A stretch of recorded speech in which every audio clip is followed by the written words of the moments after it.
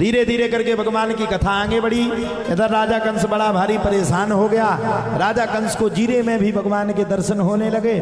जब राजा कंस को भगवान के दर्शन जीरे में भी होने लगे तो चाणूर ने एक प्लान बनाया, मेले का महाआयोजन किया, अक्रूर जी महाराज को ब्रज में पहुंचाया। अक्रूर जी महाराज ने जब इस बात को रखा कि राजा कंस ने तुम्हारे पुत्र को बुलवाया है तो माता यशोदा बहुत रोने लगी, विकट विलाप करने लगी। पूरे नगर में शोर मच गया, कान्हा जाने वाले हैं। सुबह आया तो सब गोपियां रथ के आगे लेट गई। जा रहे हो तो जाओ, ब्रज छोड़कर सबका दिल तोड़कर, प्यारे ब्रज सा कन्हैया नहीं पाओगे, नहीं पाओगे। गोपियों के भाव को देख करके भगवान श्री हरि कृष्ण आगे बढ़े और आगे बढ़ने के बाद गोपियों को वादा देगा, चिंता मत करो, कल छोड़ मैं परसों आ जाऊंगा। परसों को कह करके बरसों बीत गए लेकिन मोहन लौट करके नहीं आए।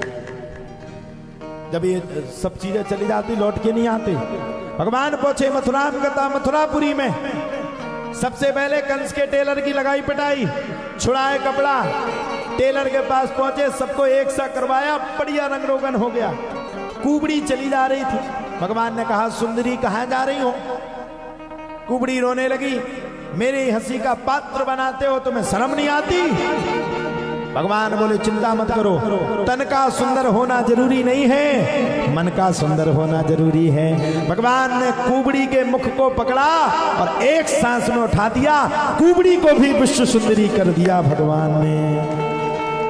आगे पहुंचे प्रभु तो मजाक मजाक में भगवान ने शिव धनुष को भंग कर दिया। और जब सुबह के प्रातः कालीन की बेला हुई तो वहां तो हाथियों को भी शराब पिला करके मदमस्त कर दिया गया था। भगवान ने हाथी को भी नीचे गिरा डाला। उसके अंदर पहुंचे तो एक से एक मल्ल थे,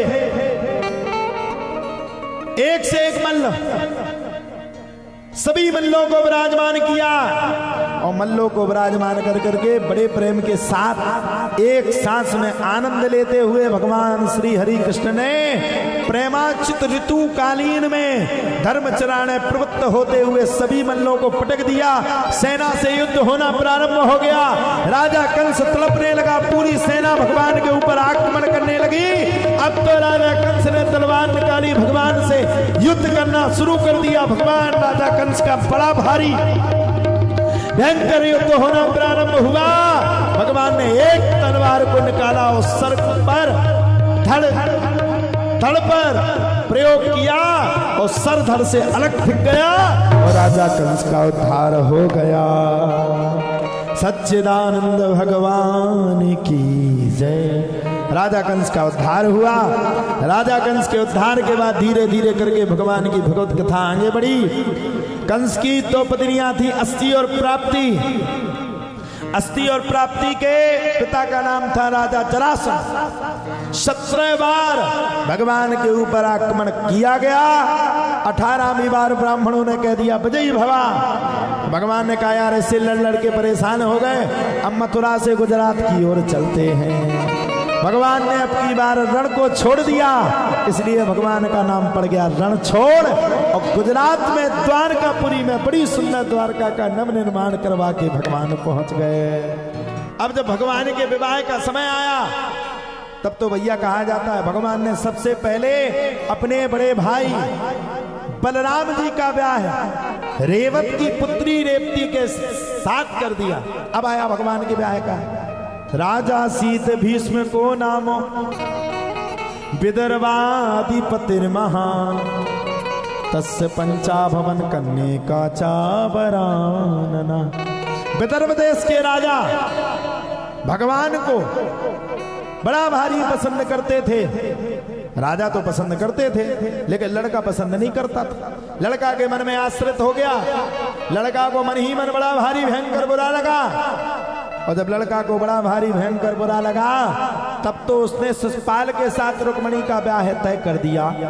माता रुक्मणी ने भी ब्राह्मण के द्वारा बड़ा सुंदर प्रेम पत्र लिखा। आप लोग जानते हो प्रेम पत्र? जानते हो कि नहीं? को जानत? हाँ हाँ हाँ, प्रेम पत्र लिखा, इंग्लिश में कागज हमें पता नहीं है। प्रेम पत्र जब लिखा तो ब्राह्मण देवता प्रेम पत्र को लेकर के भगवान के पास पहुंचे। बोले लो प्रभु, इस प्रेम पत्र को आप वाचन करो। भगवान बोले नाना, मेरी कोई बात ब्राह्मणों से छुपी हुई नहीं है, इसीलिए मैं अपनी पूरी बात आपसे ही सुनना चाहता हूं। पत्र को जब पढ़ा, माता रुक्मणी ने लिख दिया, आपसे ब्याह नहीं होगा तो मैं किसी से नहीं करूंगी। भगवान वायु से तेज गति में घोड़ों को दौड़ाते हुए सीधे कुंदनपुर में पहुंच गए। ब्राह्मण देवता पहुंचे, रुक्मणी माता बैठी थी। ब्राह्मण देवता ने कहा जाओ कुलदेवी के मंदिर पर, भगवान तुम्हारा इंतजार कर रहे हैं। जब इतनी बातों को सुना तो बड़ी प्रसन्न हो गई रुक्मणी। पहुंची कुलदेवी के मंदिर पर, भगवान खड़े थे। पहरेदारों ने सोचा यही बराती हैं, यही लड़का है। बोले जोड़ी तो बहुत अच्छी है। भगवान ने रुक्मणी माता को रथ पर बैठाया और रुक्मणी माता का हरण कर लिया। बोलो रुक्मणी रमण लाल की। साले साहब ने पछाटो करो। साले साहब पीछे पीछे गए तो खूब कुटाई भई। माता रुक्मणी का हरण करके भगवान द्वारकापुरी में लाए और माता रुक्मणी को एक गेस्ट हाउस में रुका दिया। माता का दिमाग खराब, भैया ये आए द्वारकापुरी। पहुंचे, भगवान ने दुल्हन की तरह द्वारकापुरी को सजा दिया और माता रुक्मणी भी गाने लगी।